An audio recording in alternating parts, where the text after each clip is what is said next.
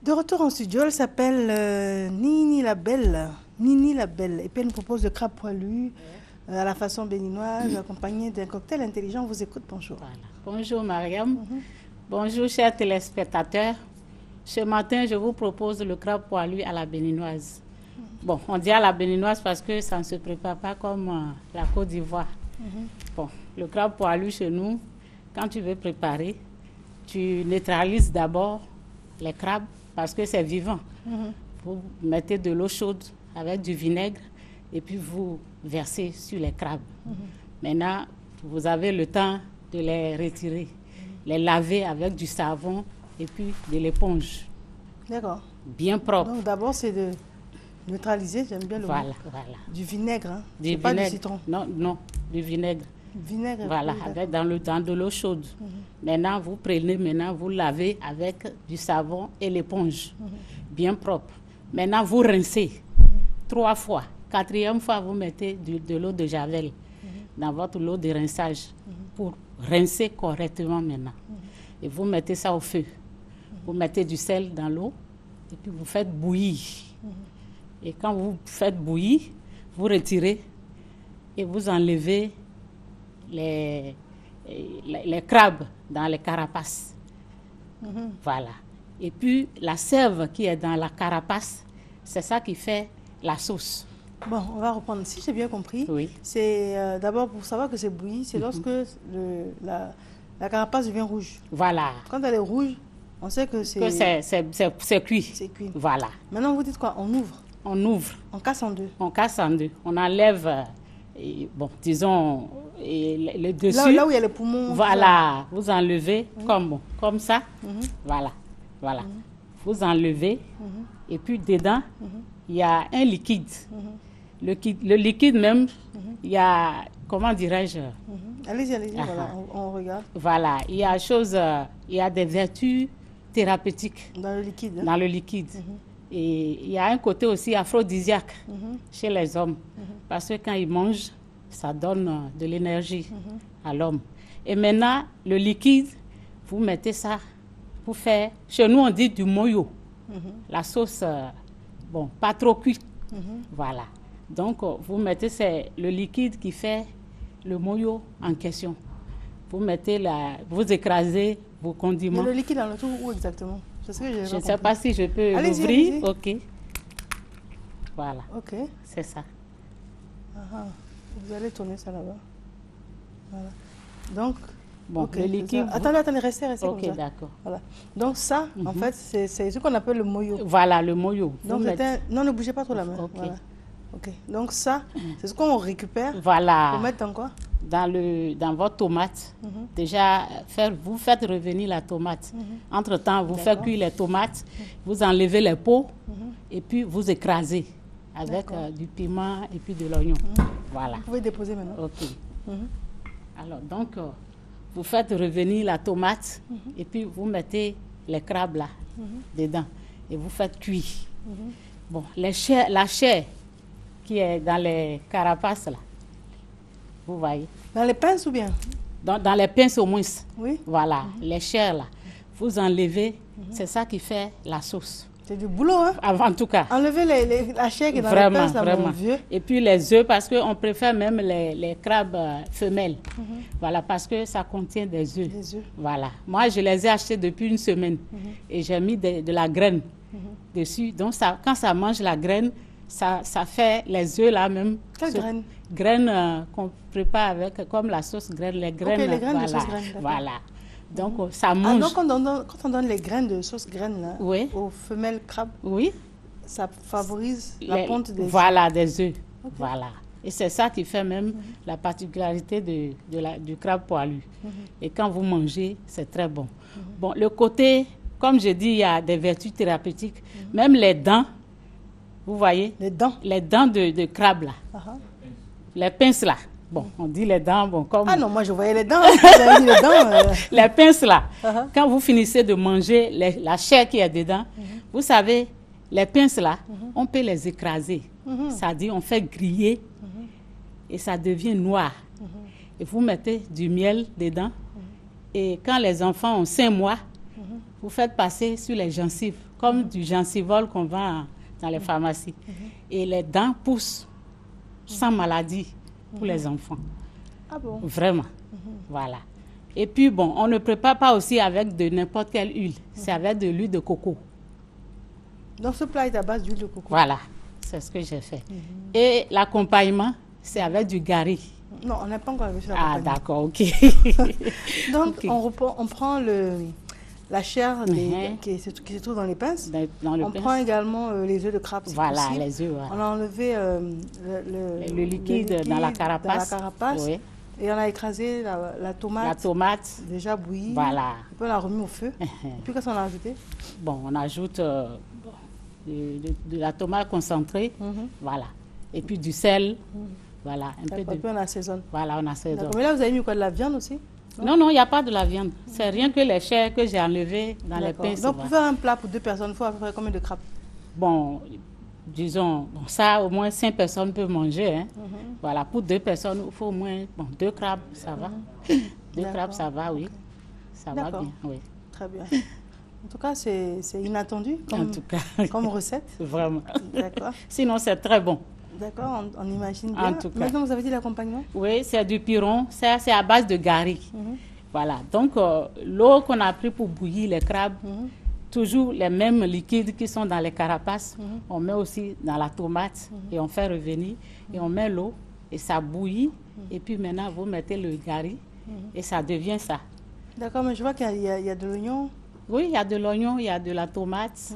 Voilà. On écrase tout ensemble et puis on fait le jus. Et l'eau On maintenant. assaisonne avec quoi, vous avez dit? Comment? On assaisonne avec quoi? Oui. Du sel? Du sel, oui. Parce que déjà, même le liquide qui se trouve dans la carapace, c'est déjà doux, c'est déjà sucré. Voilà. Donc, faut pas, vous n'avez pas besoin de mettre du cube d'assaisonnement. D'accord. Voilà. Très bien. On appelle ça le piron. Le piron, oui. D'accord. Mais c'est la pâte de... C'est la À pâte la base, c'est de la poudre de quoi? de gari, oui. Du gari. Voilà, c'est ça. D'accord. Voilà. Ensuite, vous avez parlé d'un cocktail intelligent. Oui, le cocktail intelligent, c'est quelques nombres de fruits. Bon, il y a l'orange, la mangue, pomme et puis de l'ananas. Et vous faites bouillir. Oui. Et maintenant, vous mettez de l'alcool. Bon, chez nous, on dit du solabi. Solabi, c'est quoi? Solabi, c'est... Bon, Solabi. sodabi. Sodabi. Voilà. C'est du koutoukou d'ici.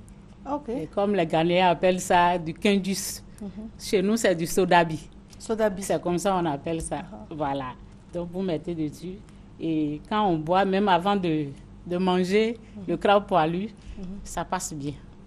Mais ça rend intelligent. Ça rend intelligent parce que quand tu... Déjà, même...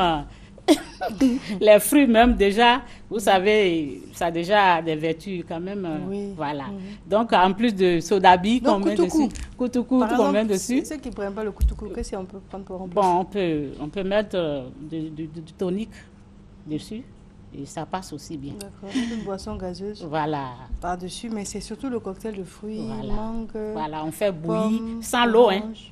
Quand vous découpez tout, vous mettez ça dans la casserole et puis vous faites bouillir Sans eau. sans eau. D'accord. Sans sucre aussi. Sans sucre aussi. D'accord. C'est très bon. Très bien. Voilà. Et quand on sert, c'est rempli de fruits. Vous pouvez servir un peu pour qu'on voit? Doucement, doucement, Oui. doucement, doucement. Vous allez, voilà. Bon, Voilà, vous c'est- savez, c'est... Voilà. voilà. Quand les fruits là tombent dedans, là, on mange avec ça.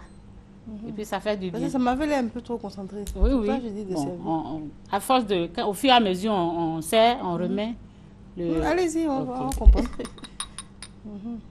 Ouais. Voilà. Ah, d'accord, ok. Et là, quand vous buvez, c'est très bon. Voilà. Sodabi. Sodabi. Sodabi. SDB chez SDB. nous. Voilà. SDB. Sodabi. Voilà. D'accord, très bien. Alors, très bien. Alors, ça s'appelle donc Du moyo moyo, au crabe poilu à la béninoise. crabe poilu à la béninoise. Voilà. D'accord. Donc, ça veut dire que le fait d'avoir pris ce qu'on a pris à l'intérieur du crabe, c'est spécifiquement béninois. Oui, c'est bon. Non, bon, vous savez, en Côte d'Ivoire ici aussi, bon, j'avais, comment dirais-je, assisté à l'émission la dernière fois. Il y avait un monsieur qui avait parlé de crabe poilu. Bon, eux, ils enlèvent et puis bon, le liquide, ils mettent à checker pour manger comme ça. Bon? Oui, alors que chez nous, c'est différent. Tu t'assois bien, tu manges copieusement et puis tu es OK pour toute la journée. D'accord. Voilà. Et ça prend du temps à faire tout ça? Non, bon, disons 2 heures du temps. 2 heures quand même. C'est le temps raisonnable voilà. Pour préparer un bon plat. Voilà. D'accord. Alors, vous allez nous donner un téléphone, madame Nini la Belle? Vraiment, merci Mariam. Le téléphone, c'est le 07 91 82 80. D'accord. Et le 66 69 10 64. D'accord. Merci Mariam, Merci que Dieu te bénisse. Amen. Te bénisse la Côte d'Ivoire. Amen, que Dieu vous garde aussi. Merci beaucoup. Merci en tout cas pour ce cocktail intelligent. En tout cas. Et puis pour ce moyo. Moyo. Avec les crabes poilus à la béninoise. Où sont les poils des crabes? Les poils. Oui, on dit poilus. C'est qu'il y a des poils? Voilà. Les poils sont dessus. Bon, vous savez, quand on finit de cuire, bon, ça disparaît un peu. Ah, sinon, il y en a. Il y en a, oui. Non, je m'attendais à voir de ces poils. D'accord. Voilà, merci encore en tout cas. Nini la Belle, merci bien beaucoup pour cette préparation originale pour ce matin. D'accord. Merci encore. Merci beaucoup. Alors, après tout cela, vous avez bien compris que pour bien se faire, il fallait utiliser les mains. Ça, vous l'avez compris. Donc, ça veut dire que c'est très utile, les mains. Ça vous rappelle quelque chose quand je fais ça, sûrement? Le lavage des mains. Toujours des capsules de sensibilisation.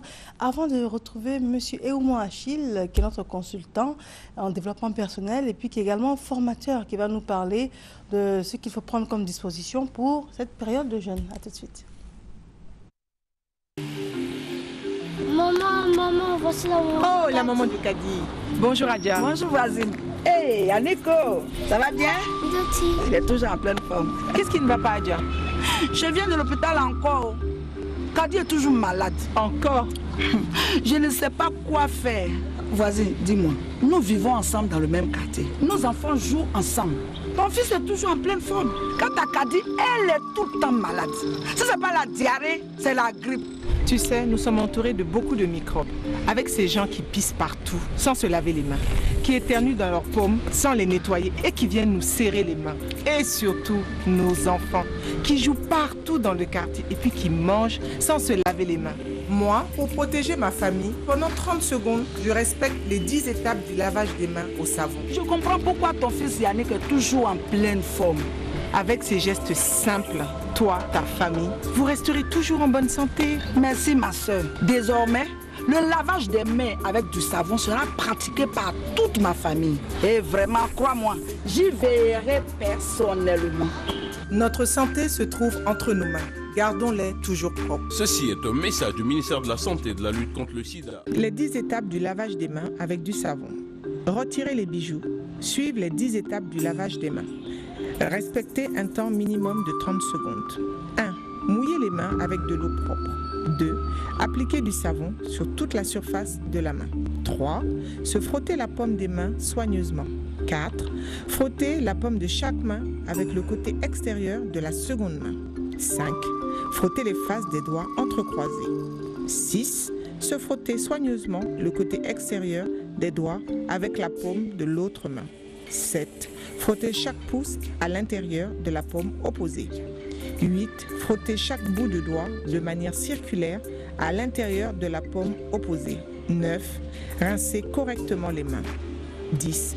Laissez les mains devenir sèches avant tout contact. Se trouve entre nos mains. Gardons-les toujours propres. Ceci est un message du ministère de la Santé et de la lutte contre le sida.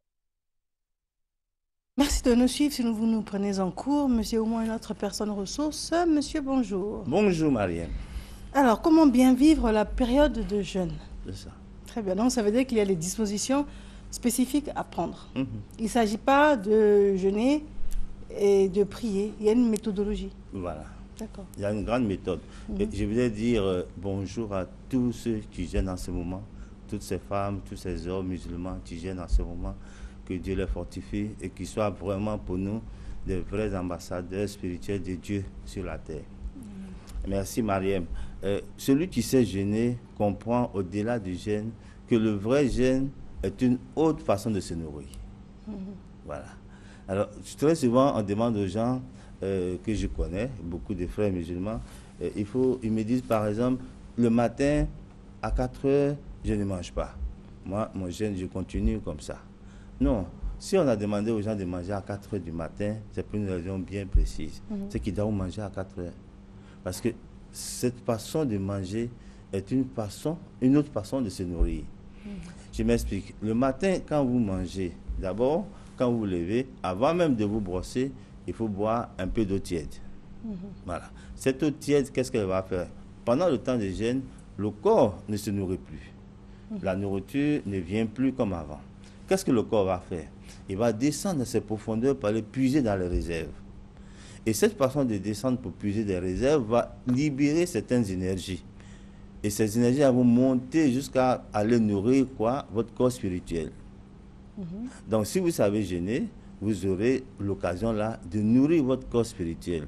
Et si vous nourrissez votre corps spirituel, ce corps-là va se fortifier, va se densifier et va faire en sorte qu'il va devenir de plus en plus léger et votre taux vibratoire, ce qu'on appelle le taux vibratoire, va monter. Le taux vibratoire, c'est quoi? Voilà. Alors, le taux vibratoire, c'est la fréquence à laquelle vivent vos molécules à l'intérieur de vous, vos atomes. Et c'est spirituel. Plus le taux est haut, plus vous êtes élevé spirituellement. Et c'est le jeûne qui concourt à ça. Voilà pourquoi il est important de savoir jeûner. Aujourd'hui, ces jeûnes-là que les musulmans font, par exemple, ou que les chrétiens vont faire pendant 40 jours, est une discipline spirituelle, je vais dire, qui n'est pas personnelle, que tout le monde fait. Mais il y a une discipline personnelle que chacun doit pouvoir faire. Donc le matin, avant de manger quoi que ce soit, un verre d'eau tiède, une tasse d'eau tiède, c'est très bon. Après, vous mangez.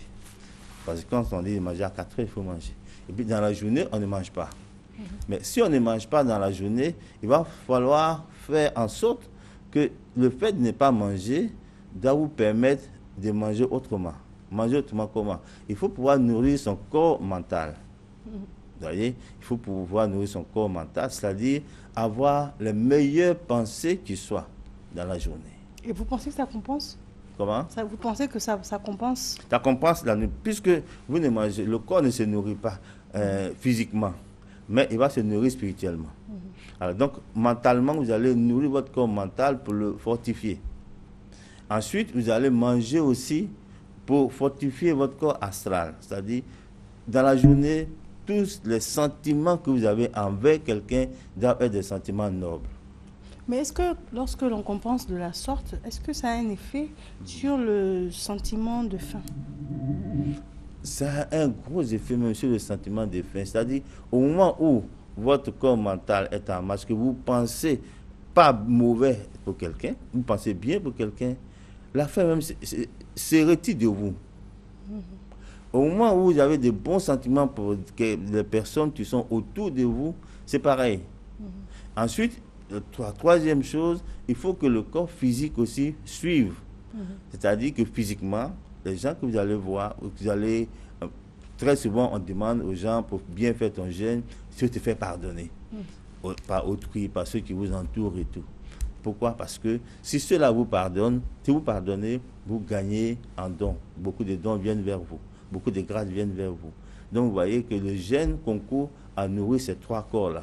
Le corps mental, suivez tout ce auquel nous pensons pour les autres. Le corps astral, c'est-à-dire tous les sentiments que nous avons envers quelqu'un. Si tu jeûnes toute la journée, tu ne manges pas, mais tu as des mauvais sentiments pour les gens, ça ne sert à rien. Mais les problèmes n'ont pas forcément changé. Vous avez quelqu'un qui vous a bousillé professionnellement et puis vous retrouvez sans emploi, par exemple, à cause de quelqu'un. Oui. Et puis la personne pavane, c'est votre voisin. Oui. Le jeûne a commencé, mais ça ne change rien au fait que ce monsieur a bousillé votre vie. Justement, il a bousillé la vie, mais la vie ne s'est pas arrêtée. Vous avez toujours votre vie. Donc, ce moment de jeûne vous permet justement de vous repentir. Vous-même, vous avez fait certaines choses qui ont permis ça. Donc, de vous repentir et de pardonner pour que, au sortir du jeûne, quelque chose de meilleur vienne pour vous. Et vous avez bougé votre vie. Vous avez été licencié, par exemple. Mais pendant que vous étiez licencié, vous avez travaillé, vous gagnez 300 000. Qui vous dit qu'à la fin du jeûne, vous n'allez pas trouver un travail, vous gagnez 500 000. C'est peut-être mieux pour vous, c'est peut-être bien pour vous qu'il ait fait ça. Donc, prenons ça toujours du bon côté. Voilà, ne jamais prendre les choses terre à terre. Non, prenons ça du bon côté et demandons à Dieu pendant ce temps de jeûne-là de pouvoir aller au-delà et de pardonner même à celui qui vous a fait ça. Voilà. Et au sortir du jeûne, vous trouverez un emploi, vous gagnez peut-être même le double de ce que vous gagnez avant. Ouais, c'est ça, c'est important. C'est là où on dit à quelque chose malheur est bon. À quelque chose malheur est bon. Bien, le voisin a pris la femme du voisin. Oui, tu vous dis tant mieux, ça me permet de prendre une autre femme. Voilà. Il faudrait qu'elle soit mieux aussi. Comment? Il faudrait qu'elle soit mieux aussi. Oui, bon, on va faire en sorte. C'est-à-dire que très souvent aussi, quand les gens, quand une femme vous quitte, il faut s'asseoir et puis réfléchir. Qu'est-ce que j'ai fait? Ou qu'est-ce que je n'ai pas fait? Qu'est-ce que j'ai omis de faire pour que ça arrive? Voilà. Voir souvent le problème de son côté aussi pour voir comment je peux rebondir, comment je peux repartir. Parce qu'il ne faut pas, dès qu'une femme est partie, courir, aller prendre une autre avec les mêmes tâches, entre guillemets, que vous avez, avec votre même caractère. Mais vous allez transporter tout ce que vous aviez de mauvais chez cette dernière personne, qui est une nouvelle personne. Donc, cherchez à changer. Ça peut également être, pas vraiment du fait, un monsieur qui est très bien, qui est généreux, qui est tombé sur une femme matérialiste, opportuniste et puis intéressée. Oui. Et donc, à un moment donné, il a eu moins d'activité, il a eu moins d'argent à lui donner, elle est partie. Non, c'est pas du fait du monsieur. Ah oui, ça peut être de son fait, puisqu'il a été généreux. C'est une bonne chose d'être généreux. C'est une bonne chose, mais quand tu es généreux, il faut savoir donner. Voilà. Et si tu donnes en attendant quelque chose de quelqu'un d'autre, là, tu ne donnes pas bien. Voilà. Qu'est-ce qu'il a conseillé pendant ce moment de jeûne? Il a conseillé le jeûne d'abord, la prière et le monde. Voilà. Comment vous allez donner votre aumône? Est-ce que quelqu'un qui vient courir devant vous en tendant la main, vous n'avez pas envie de faire le monde, est-ce que vous allez le faire ou alors vous allez vous retenir? Moi, si tu cours devant moi pour demander, je ne te donne pas. Je donne que si mon cœur me demande de donner. Voilà. Vous prenez un baka, vous prenez un woro, il y a des gens qui sont dedans, il y a des enfants qui sont dedans, vous pouvez payer pour eux, vous avez fait le monde. C'est sur toute l'année. Vous pouvez payer leur transport. Dire voilà, chauffeur, voilà 1000 francs, je paye pour les enfants qui sont dans le car ou dans la voiture. Mais le monsieur qui court venir vers vous, en quoi ça vous dérange? Non, moi je ne veux pas être contraint de donner. Voilà, là je donnerai sur la contrainte. Et je ne peux pas donner sur la contrainte. Je donne ce que mon cœur, c'est le cœur d'abord qui donne. Voilà, c'est le cœur, tu commandes la main qui donne. Voilà. Je ne veux pas. Disons que la main, d'abord, la main est spirituellement et en développement personnel, que la main est le prolongement du cerveau. Quand le cerveau a commandé, c'est que le corps a voulu et tout votre corps participe au don. Là, le don est bon pour vous et pour celui qui reçoit. Sinon, si vous donnez sur la contrainte, vous allez vous mortifier, vous dire je ne voulais pas, j'ai donné, vous créez aussi des problèmes et la personne ne va pas utiliser ce don à bon escient. Mais quelqu'un qui vient vers vous, ça peut être quelqu'un qui est dans le besoin. On en voit au carrefour. Ils viennent vers les véhicules, par exemple. Ouais. Ils peuvent être paralysés dans un fauteuil ou bien ils peuvent même être avec des béquilles ou bien aveugles, avec la main sur l'épaule de quelqu'un. Mais la personne vient vers vous tout de même. On n'est pas sous la contrainte. On peut se dire, oh, il y a quoi, la personne en souffre, hein, et puis donner. Exactement, c'est ce que vous faites. C'est ce qui est bien de faire. C'est que la première phrase que vous avez dite, Yakou, c'est-à-dire que vous offrez la personne à Dieu pour que Dieu l'aide dans son cheminement. Voilà. Mais si vous n'avez pas envie, ne donnez pas. D'accord. Voilà. On donne que si tout votre corps y participe. Là, c'est bon. Mais s'il n'y a pas l'envie, puis la contrainte, vous donnez, c'est pas bien donné. Voilà. Maintenant, dites-moi, peut-être que vous pouvez m'aider à comprendre.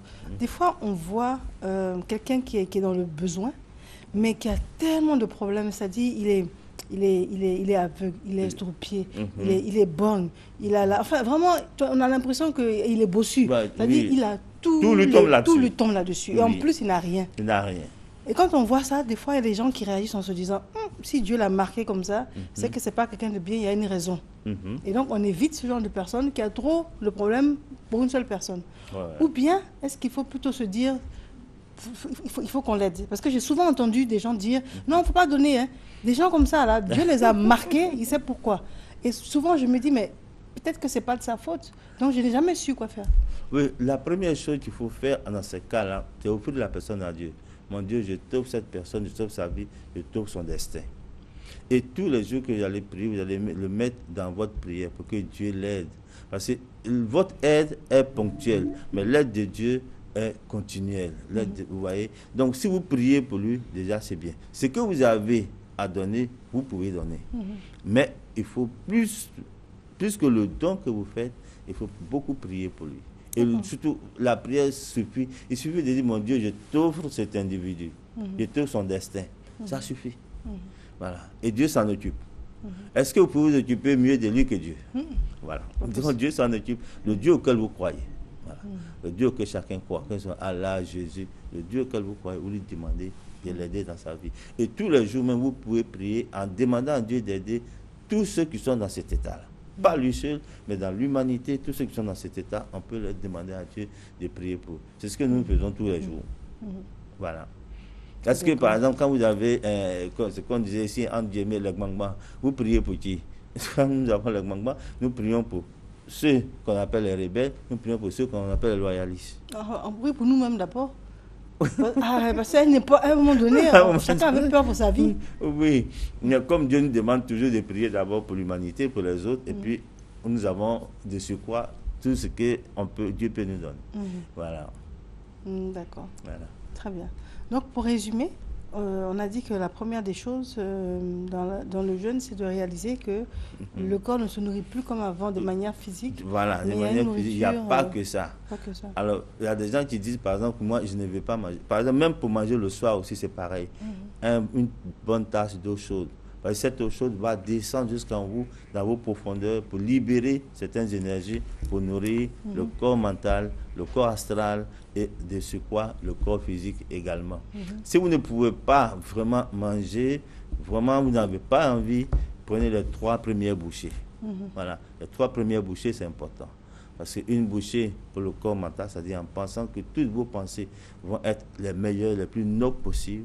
Une autre bouchée en pensant, c'est pas ce que nous mangeons, nous en mettons dans notre bouche qui est important. C'est ce que nous mettons sur la nourriture. C'est ça qui est important. C'est pareil pour les chrétiens. Quand vous prenez la communion, c'est ce que vous mettez sur la communion. Ce que vous demandez au Dieu auquel vous croyez de mettre sur la communion qui est important. Si vous dites que cette communion va me fortifier et me mettre à l'aise, me soigner, me guérir, elle va le faire. Alors, pendant le temps de jeûne, les 3 premières bouchées peuvent vous guérir, vous soigner, vous apporter l'abondance, vous apporter la prospérité. Il faut en profiter justement pendant ce temps-là pour que les 3 premières bouchées vous soient bénéfiques. Et puis le reste, vous pouvez manger. Là, on dit vous mangez en conscience. D'accord. Voilà. Il faut manger en conscience pendant le temps de jeûne. Ce n'est pas la peine de se jeter sur la nourriture, mais il faut bien mastiquer, manger en conscience et penser à ce que la nourriture peut faire pour votre corps. Voilà, c'est ça qui est important. Quand nous mangeons, ce n'est pas ce qui sort après qui est important, c'est ce qui reste. Qu'est-ce qui est resté? Est-ce que c'est de l'eau qui est resté? Ou alors est-ce que c'est les déchets qui sont restés? Voilà. Comment on va nourrir notre corps spirituel pour lui permettre de s'élever et d'élever notre taux vibratoire afin que spirituellement, nous aussi nous élevons. Mais ça ne s'arrête pas qu'au temps de carême.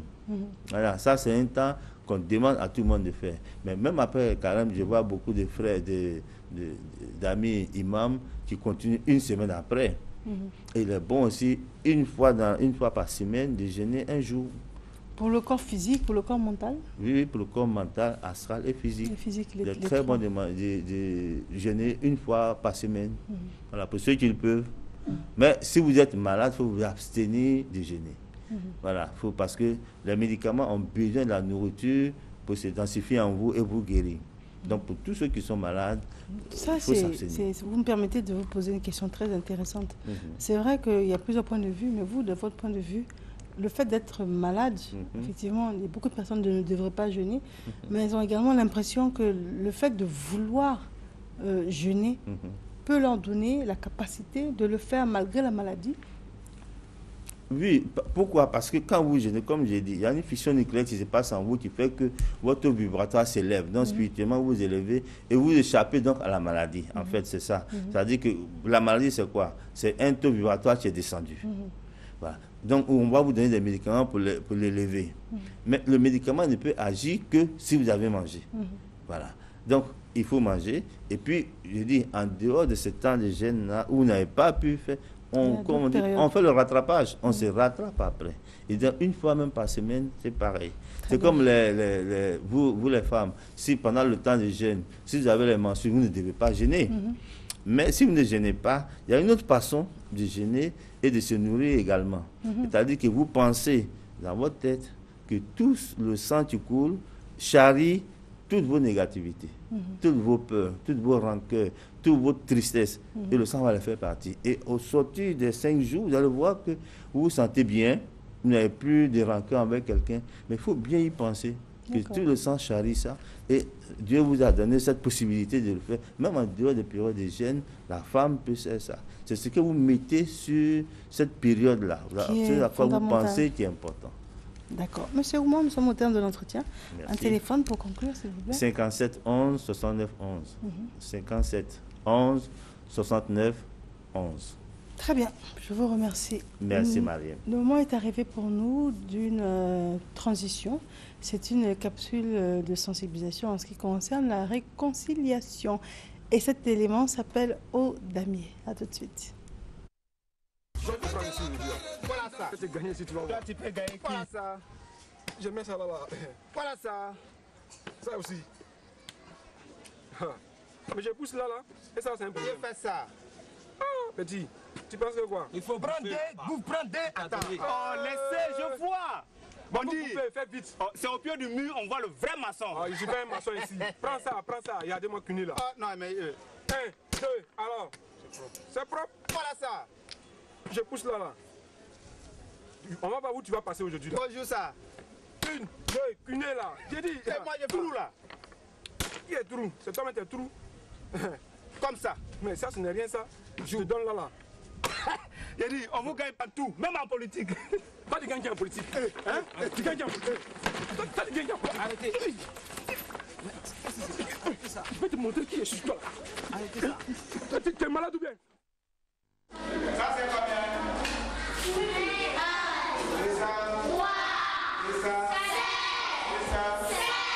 C'est très bien. Ça fait combien de temps? 1300. Allez, Monsieur Martin. Hey, tu me laisses en paix. Hein? Tu as oublié hier. Le damier là-bas, quand tu m'insultais devant les gens. Hein? Martin. Tu m'as honni devant les gens là-bas, non? Tu as oublié. Mais ce qui s'est passé hier au damier, ça n'engage que nous. Ça ne concerne pas l'enfant. Ça ne concerne pas quoi? L'enfant. C'est pas l'enfant. Mon ami, tu me laisses en paix. Mon enfant ne peut pas rester dans cette classe-là. Parce que si je le laisse ici, tu vas l'intoxiquer. Donc ça ne peut pas m'arranger. Hé, Martin, tu sais, ton enfant, c'est mon enfant. Toi, je veux sa réussite. Martin, hein? Il faut m'attendre le soir au damier. On va régler ça par. Ah, tu sais ça. Et tu vas mon nid là-bas encore. Tu vas mon nid là-bas encore. Je ne suis pas dans tes conneries.